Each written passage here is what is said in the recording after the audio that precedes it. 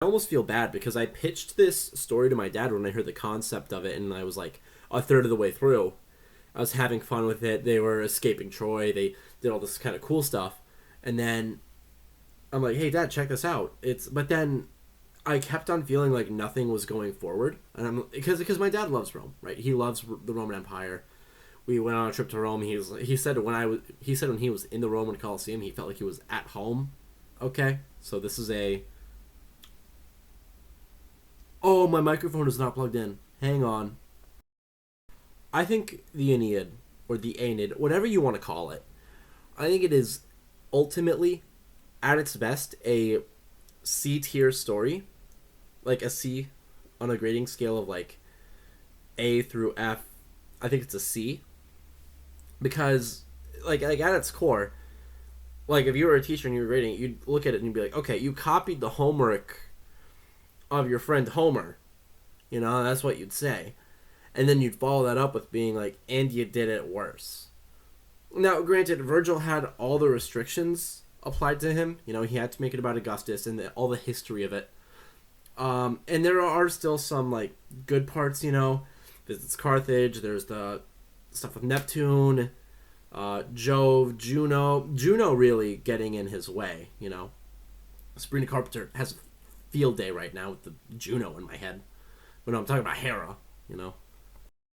You know, none of this would have happened if Virgil just like stood his ground and said, "No, Augustus, fuck you. I'm not making a fan fiction about how you're sort of not the founder of Rome. That's going to be this new great city that like fought giants." He's like, if he had a backbone, and he was just like, no, and he died for what he believed in, like a man, we wouldn't get this C tier story, and I think we'd all be better for it.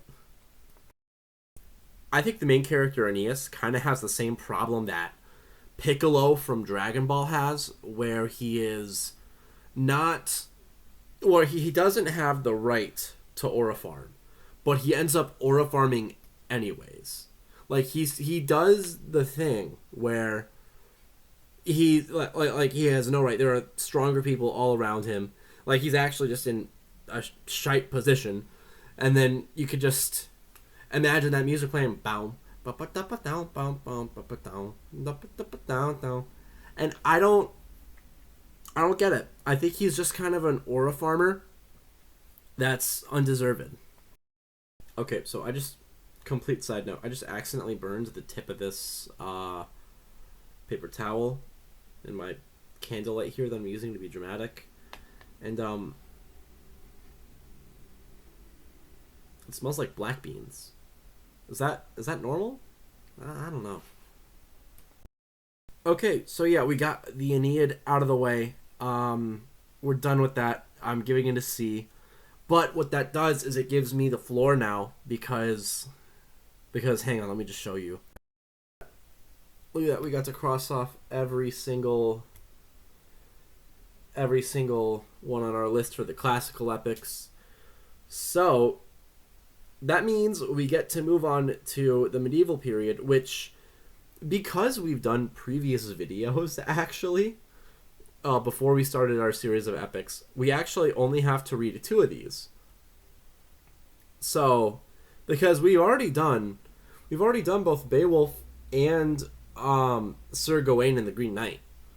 We've already covered those, so that's gonna be really cool that we don't have to double back and do that. But it does mean we'll have to do Troilus and Crusade and Le Morte d'Arthur. Le Morte d'Arthur, I'm really excited for. Troilus and Crusade, I'm not really, because again, that's going back to the Iliad. And honestly, I'm thinking I should reread the Iliad because I was kind of doing a speed run. Like if you look at the times when I release all my videos, like I read it way too fast. I was putting it on like 2x speed, and I just had it like for like 2 full days, like on and off. And I think I really did myself a disservice there, because I'm sure I would like the Iliad a lot more if I really sat down with it and started reading it. But that would take me a while, and like the where I got this reading list from, they told me that it wasn't a speed run. And I totally ignored that. I totally ignored that. I'm like, listen, there's so much works here that I'm not gonna like sit down here and slowly read each and every one of them.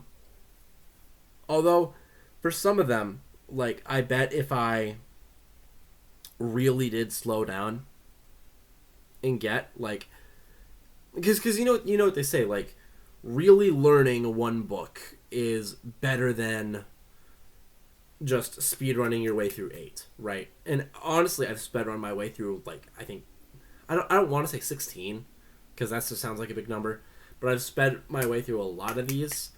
So if I just picked one of those and really slowed myself down, read it, did some research, understood it, like got the wisdom of it. I think about that for some of the books of the Bible. I think I should have focused maybe harder on Samuel. Although I really do like the attention I put on the Book of Judges. There are things in the Book of Judges that still like sticks with me in my head, like everyone did as they saw good in their own eyes, and how much it was like Canaan, and just like this cycles of the sinning in that. It still intrigues me. So like I think yeah, I really liked that one. But on the classical epics, it's kind of sad because I think my highlight of which is the Odyssey, which I've already read, so I crossed off.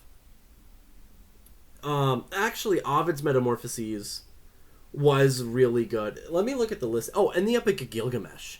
The Epic of Gilgamesh, yeah. So, there are some good ones.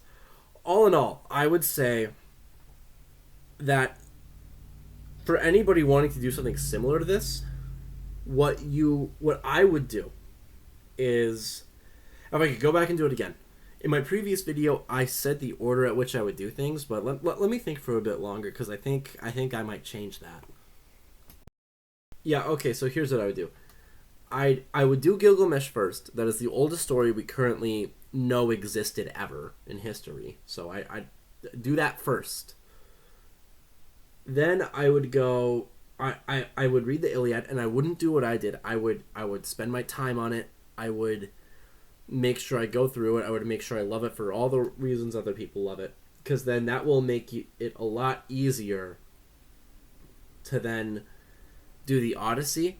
And for Metamorphoses, what I would do is I would use Google at that point. Just say, like, type in the kind of stories you want from Ovid's Metamorphoses, and then have it give you those, and then skip through it, and then because I wouldn't buy a full hardcover copy of Ovid's Metamorphoses, because if you really just got the stories from the original Greek oral traditions, I mean that would be best.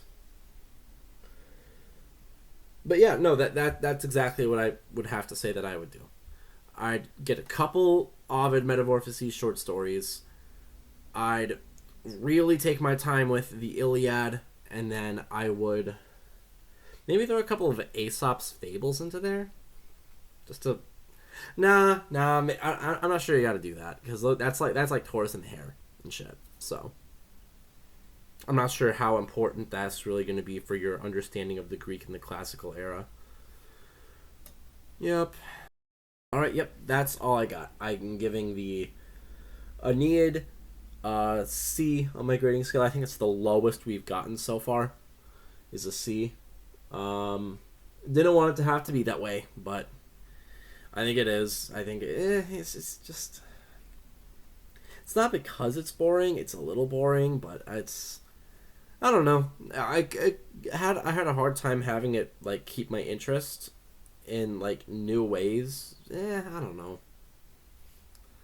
But yeah, it's a C on the grading scale. I'm really excited for Le Morte d'Arthur. We're excited for that, and I think I got to make a couple more shorts or something. But yeah, I will see you guys soon probably. I'm gonna be uploading a bit more. Wedding planning has slowed down quite a bit. We just gotta work on suits, and we're gonna figure it out. We're gonna figure it out. All right, I will see you guys.